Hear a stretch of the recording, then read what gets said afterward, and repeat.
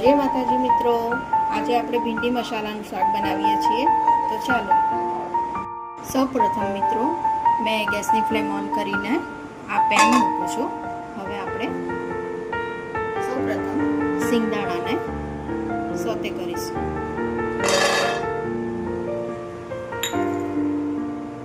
આપણે સિંગદાણાને આવી રીતે હલાવીશું. આપણો ગેસ આપણે ધીમો રાખવાનો છે.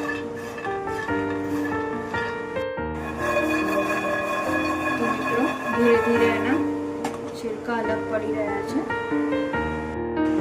તો મિત્રો એના છિલકા અલગ પડી ગયા છે અને થોડા બ્રાઉન થઈ ગયા છે. સિંગદાણા બરાબર શેકાઈ ગયા છે. તો હવે આપણે ગેસની ફ્લેમ બંધ કરીશું. તો મિત્રો હવે મેં ગેસની ફ્લેમ બંધ કરી દીધી છે અને હવે આપણે એને ચોખ્ખા કપડામાં પાથરી દઈશું.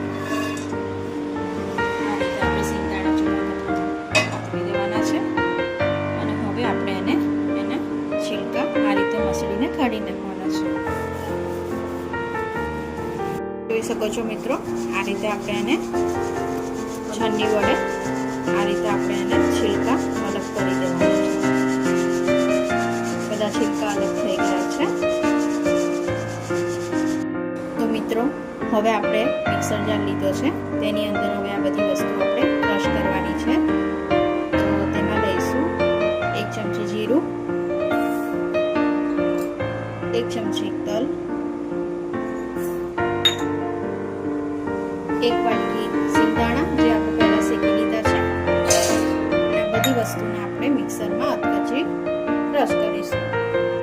તો મિત્રો આપણા સિંગદાણા અને જે મિક્સર આપણે લીધું હતું બધું ક્રશ થઈ ગયું છે. તે આપણે બતાવી દઉં. જોઈ શકો છો, આ રીતે અધકચરું ક્રશ કરવાનું છે. તમે પણ આ રીતે કરજો. અહીંયા મેં ગેસની ફ્લેમ ચાલુ કરી દીધી છે. તો હવે અહીંયા પેન મૂકું છું.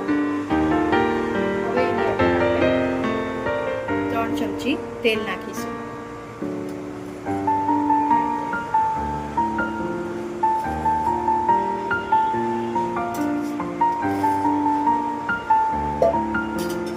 હવે તેલને થોડું ગરમ થવા દઈશું.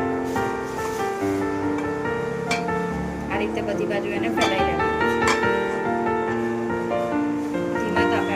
તેલને ગરમ થવા દેવાનું છે. તો મિત્રો હવે તેલ ગરમ થઈ ગયું છે.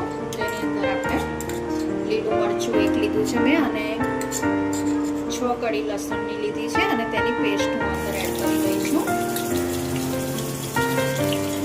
એ પેસ્ટને આપણે બનાવી દઈએ. પેસ્ટ થોડી થઈ જાય હળદર નાખીશું. આપણે હલાવી લઈશું. ત્યારબાદ આપણે મીઠું નાખીશું. તેને આપણે હલાવી લઈશું. મીઠું સ્વાદ અનુસાર નાખવાનું છે. આપણી હળદરનો કલર વ્યવસ્થિત રીતે આવી ગયો છે. તમે જોઈ શકો છો. ત્યારબાદ આપણે 2 ચમચી મરચું નાખીશું.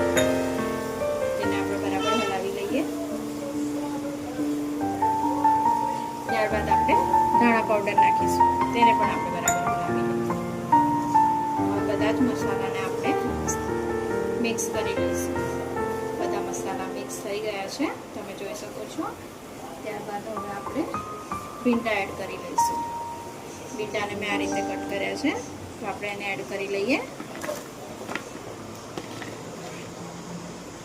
હવે આપણે એને બરાબર રીતે હલાવી દઈશું.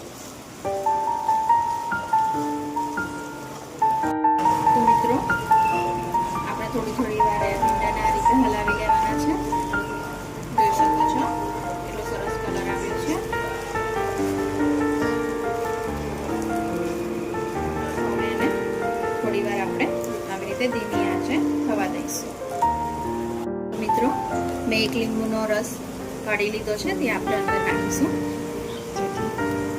જેથી કરીને હવે તેમાંથી ચીકાશ નહીં થાય એટલા માટે. હવે આપણે બરાબર એને હલાવી દઈશું અને થોડી વાર માટે થવા દઈશું. મિત્રો થઈ ગયા છે. મેં આને 10 થી 12 મિનિટ કૂક થવા દીધા છે. હવે આપણે આના પછી હવે સિંગદાણા અને જે આપણે તલ અને જીરાનું જે મિક્સર કર્યું હતું ત્યાંની અંદર આપણે મિક્સ કરીશું.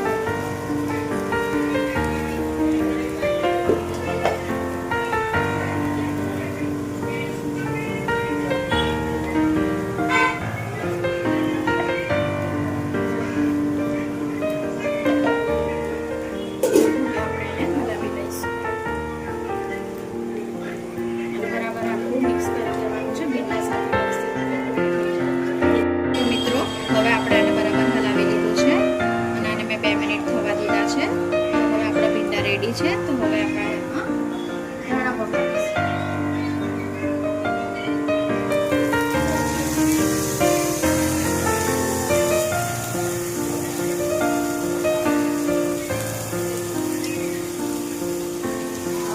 રેડી છે.